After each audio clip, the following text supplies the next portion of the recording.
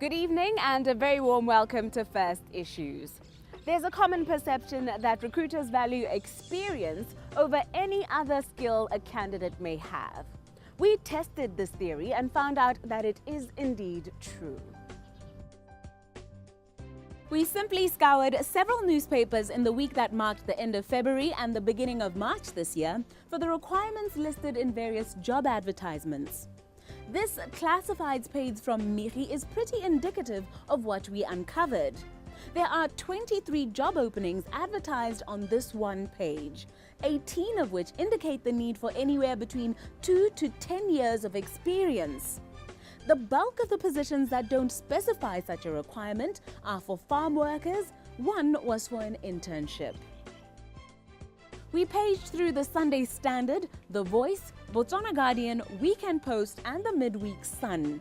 Of the 100 or so job openings one could apply for, only about 20 did not require job experience. And even for half of them, work experience was preferred, described as being advantageous. For only one of the openings, that for copyright officer, it stated that no prior experience was required. And for the overwhelming majority of the time, whether it was for chief operating officer of a commercial bank, headmaster of a private school, imam, halal slaughterer or tire fitter, prior experience was said to be required. Along with our survey of newspaper job adverts, we also canvassed a few young professionals to hear their views. Dixon Maba had to volunteer to prove himself capable for a few weeks in order to get his first job at a production studio. Mata Maidza says he was lucky the company he found was willing to groom him for 2 years in order for him to have the capabilities to fulfill his current role. And Mabato Tsamai, a founding organizer of the Botswana Youth Job Fair that tries to match up unemployed youth with members of the job sector. Here is what they had to say regarding recruiters' emphasis on job experience. Personally, I believe that experience is a disadvantage, especially to young graduates who are just fresh from college and looking to get employed and into the industry. So I believe that potential employers should allocate more of their funds to graduate development programs because, first of all, an experienced person is expensive to keep. For one experienced person, you'll find that you can get 3 graduates whom you can develop and nurture into being loyal to your organization. Getting a qualification is way different from actually doing the job on the field. So you need to be trained, and some graduates get the job immediately, learn the job and are able to do it directly after university, but some still struggle even after being given viable training. So it would be a risk for any organization to take a graduate and then put them in the field without prior training and prior evaluation to check if indeed they can fit into that job. It's very interesting nowadays, the tool of experience. I think it was valid maybe 20-30 years ago, but it's losing its strong validity today because of the training of soft skills, and the diversified company ethoses nowadays. But it's a very difficult question to answer as well, because each and every single job with every single company has its own mantra and its own form of demands. Up next, we speak to those with the power to influence the way in which recruitment is approached. Stay with us to hear what they have to say.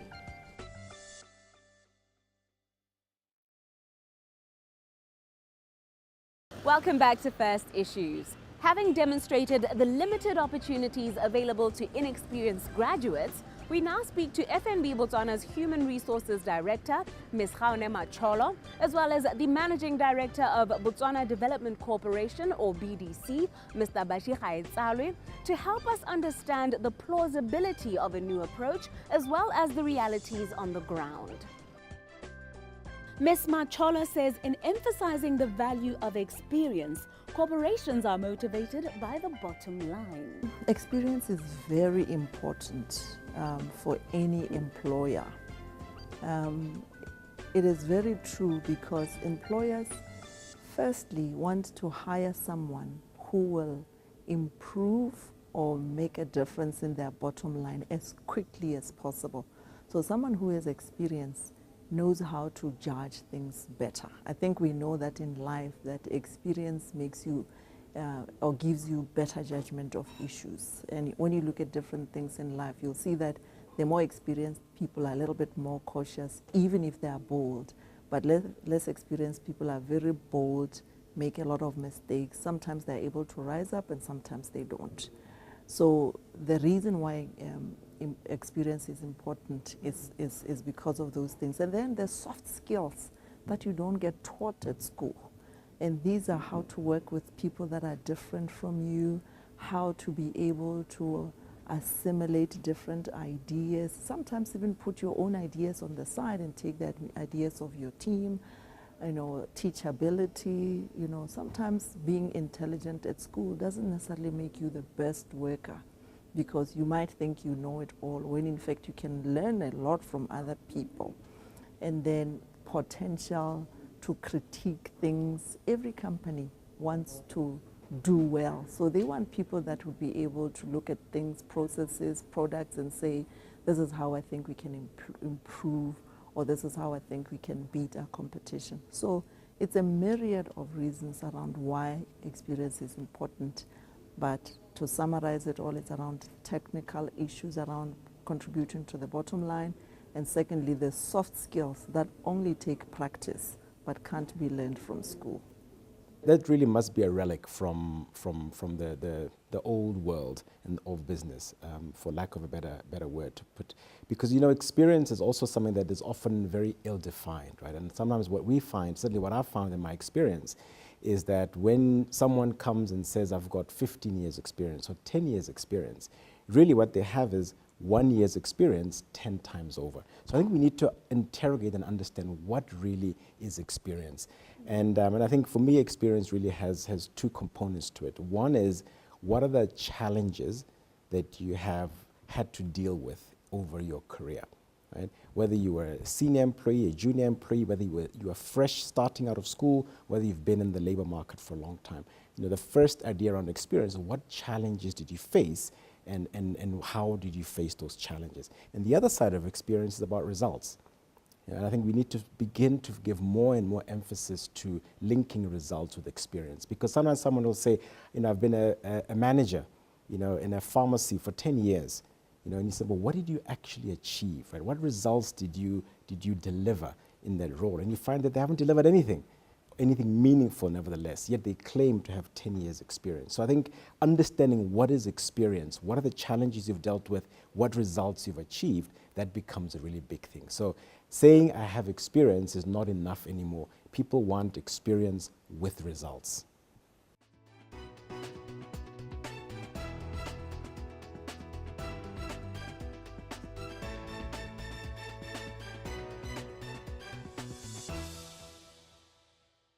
Listen very carefully to our guest's advice as to how to best position yourself for employment as an inexperienced graduate.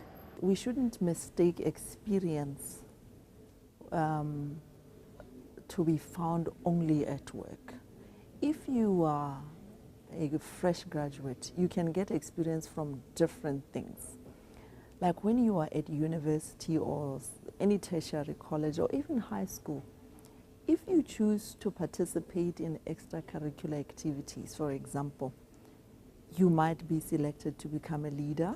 And when you are a leader, you should understand that leadership is the same everywhere, because people generally behave the same. So you would know how to handle a crisis, you would know how to think on your feet. So even for fresh graduates, what they can do is that while they are at school, they must find things that will help them get these soft skills. And I think these days, many colleges have different ways of giving people experience, including internships. One of the most important things that I think young graduates can use to their advantage is not their degree, because the degree is really a prerequisite, right? It's not an advantage. It's a prerequisite just for someone to even glance at your CV. So I think what they need to be looking at is saying, how do I bring tons and tons and tons of attitude to my job application process, or to the interview process, or to whatever it is. And that really starts with how you write your CV, right? Are you going to write it on white plain paper, that is the same as everyone else's, or are you going to use a different color paper? Print on blue paper so it stands out. DHL it, hand deliver it. Do all these different things that allow people to say, hey, this CV is actually very different and is worth looking at again. And then when we talk about attitude, I think it's really around an entrepreneurial attitude. And I think that's what employers of the future are really looking for, right? Can you bring those entrepreneurial skills into everything that you do around you? And I think it's worth kind of trying to unpack this a little bit, because again, it's one of those words that's bandied around quite often. But an entrepreneurship really is about three things. One is about being able to identify a gap.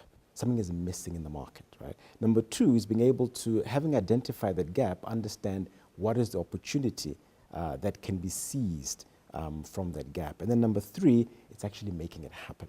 Right? Rallying around, coordinating, bringing skills to be able to deliver and close that gap. So whether you're looking for a job, or whether you're in a job looking for a promotion, or whether you're just going about your business, being able to tap into that entrepreneurial attitude, I think is really key and will differentiate those that get a second look and those that don't get a second look at all. So I would say to young graduates, train your entrepreneurial skills, attitude, so that when you are in the job, you're making yourself the most valuable person for that organization.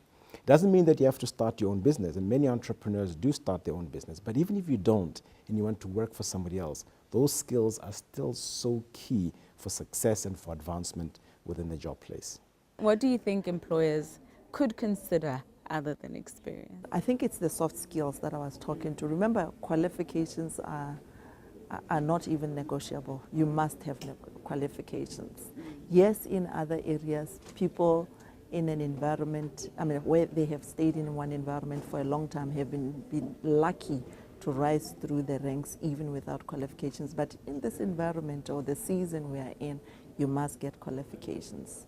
The way to prepare yourself would be to make sure that whenever you get a chance, find something that you can do in the community. You can volunteer. There are lots of volunteer services or opportunities all over. Join a club that can keep you busy but give you those kinds of skills. And the community, in my view, could be at a church, could be at a club or something. So the opportunities out there are many. But over and above that, find somebody that can coach you. Don't go to an interview dry like that and say, I have read, I understand, because you just never know the ideas that someone will give you by hearing you sell yourself before you get to an interview. We look forward to seeing whether the language in FNB's future job adverts will be as accommodating on the subject of having prior work experience as our commentators have been on the subject tonight. Up next, however, we focus our conversation with Mr. Gaetsalwe on this modern workplace that he keeps referring to, helping you, the First Issues viewer, equip yourself for the changing world of work.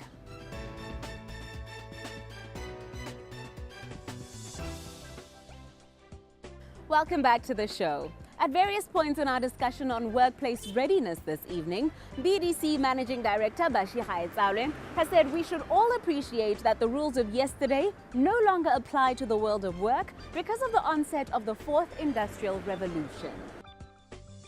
Mr. Gaetsalwe has spoken about the need for job seekers to be more entrepreneurial in their approach and seek out experience that leads to quantifiable results, lest they have 1 year's experience repeated over many years. We asked him how one can do so without earning the negative label of being a job hopper. I think, again, I think that's one of those labels that I would consider a bit of a relic from the old world of business. Because I think certainly in tomorrow's world of business, we find that having multiple types of experiences is more of a plus than a negative. So I think, job hopping, you need to look at it very carefully. If someone has got 10 jobs in 10 years, it's a different story, right? But if someone has left a job, again, what did they achieve in their old job? What are they achieving in their second job? What are they achieving in their third job? If you're tracking those results, then you can see that, hey, This guy is getting real experience. He's come across lots of challenges. He's building skills that helps him achieve results. And if you've done really well, you've achieved your results, why not look for a new opportunity? And I think that's what the future world of work is really asking of employees of today. How then do employers manage talent in this era of the more entrepreneurial employee? How do they ensure they retain the talent they develop and that they don't go seeking out new challenges elsewhere? Again, I think it's a very complex thing that organizations are dealing with, and we're seeing these organizations also change how they manage people and how they manage talent. So the idea of a general, generic job description, seems to play a back burner, and what seems to come to the front are tasks and projects and results that are being driven. So people then get contracted on results, right? I'm hiring you not as a junior engineer, I'm hiring you as part of a team to deliver this project. So building people around projects and skills around projects seems to excite people a lot more than a general job description that they may have. So I think one of the things that employers can really do is start to challenge people by building them and putting them into teams that have very focused results to be able to deliver. Then it really changes the game altogether, because I'm excited, I'm motivated, I'm working towards a specific outcome, I'm being rewarded for that outcome. I'm not working off of a generic job description. So I think that's a very, very important thing that needs to happen from there. Of course, I think people need to also recognize employers here, that they are working within a very global context, right? There are people, mobility of labor seems to be getting easier and easier. Certainly, in our experience, we're seeing people working all over Southern Africa that are Botswana, that are delivering value in those areas. So in order to attract those people here, you also need to be able to pay them something that is commensurate. So again, attracting labor is also around saying, where is that labor being sourced from? If it's from a Botswana, yes, you're going to be paying a Botswana rate. But if it's from the region or from international, you're going to have to pay an international rate to attract those people to be able to come and work for you. And I think the last thing that employers can do to attract talent is really be themselves positioning as organizations of the future, right? Nobody wants to work for an organization that's going backwards, or an organization that's been left behind. So employers must constantly be reinventing their businesses so that they are also taking part in the fourth industrial revolution and taking advantage of new technologies and artificial intelligence and 3D printing and new business models that speak to how we do business in the future. I'm looking at the limited number of vacancies in Botswana and the deep and large pool of qualified but fresh graduates. What do you think could be the solution to providing and making a sustainable solution, I should say, to providing vacancies for these fresh grads? It's a difficult question you're asking. I think it's a very complex question as well. I think part of the answer has to lie with the general structure of the economy, right? If the economy is growing, the economy generally should be creating a lot more jobs. So I think that there's a fundamental economic question to be answered in that regard. I think where the complexity comes in is around the nature of jobs, because I think that as we look at the types of businesses that are emerging, and we look particularly at the businesses of the future, we see that there are likely to be different types of jobs and not your traditional jobs. So I think that's also part of that mismatch, is that people are going in for traditional jobs, yet those traditional jobs are disappearing and new types of jobs are emerging. And that's causing this mismatch in the labor market. What then can be done to make more of a match? Of a match, yeah. What innovative solutions maybe are you aware of? There's two things. I think what can be done at a company level, what can be done at an individual level. I think at a company level, it's really about survival. I think we see very clearly that businesses of today are thinking about how do they compete in the world of tomorrow. And the world of tomorrow is a world that's sometimes being called the fourth industrial revolution, right? It's around artificial intelligence, it's around robotics, it's around energy storage, nanotechnology. All those are key tenets of this future world that is being created. And in that world, businesses have to adapt and to these new technologies in order to survive.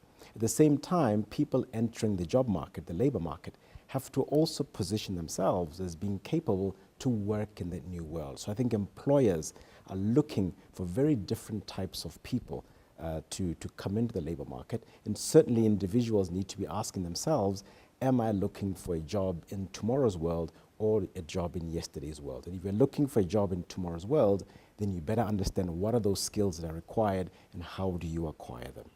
You know, I read a quote the other day that said that the factory of the future will have only 2 employees, okay? A man and a dog.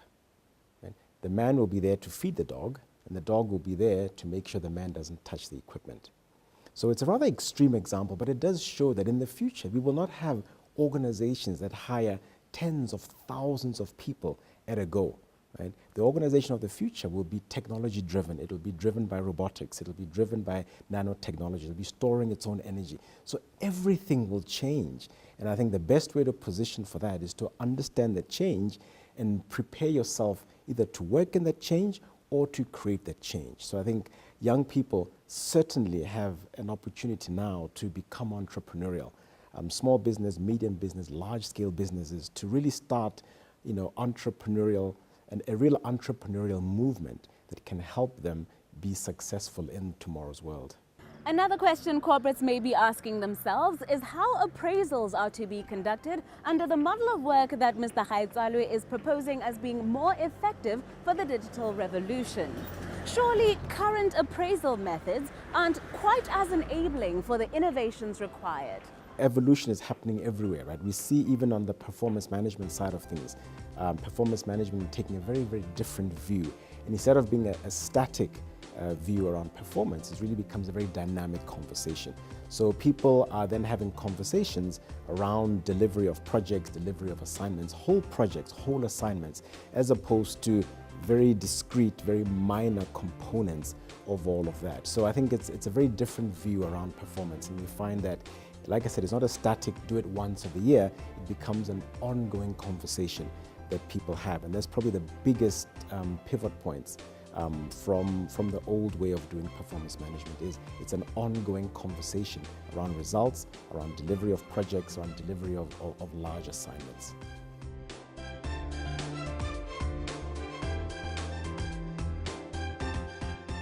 With that, we conclude our discussion. What are your thoughts and experiences regarding the changing world of work? Are you now beginning to connect the dots? Chat with us on any of our interactive platforms throughout the week. And until next week, it's good night from me, Nameto Samakula, and the First Issues team.